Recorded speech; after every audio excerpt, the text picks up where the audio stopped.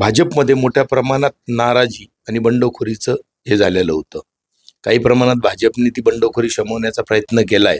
मात्र आजही भाजपचे अनेक जण नाराज आहेत आणि त्या नाराजीचा फटका आपल्याला या निवडणुकीत भाजपला बसू शकतो. की ज्या एका प्रभागामध्ये जर 20 जण इच्छुक आहेत, त्या 20 जणांना सोबत फिरा, त्यातून कुणाला तिकीट मिळेल हे आपण नंतर बघूया. पण तुम्ही प्रचाराला म्हणजे निवडणुकी आधीच हे 20-20 एका प्रभागातून 20-20 भाजपचे इच्छुक सोबत मतदारांच्या घरी जात होते आणि कमळ म्हणजे या माध्यमातून त्यांनी कमळ घरोघरी पोहोचवलं.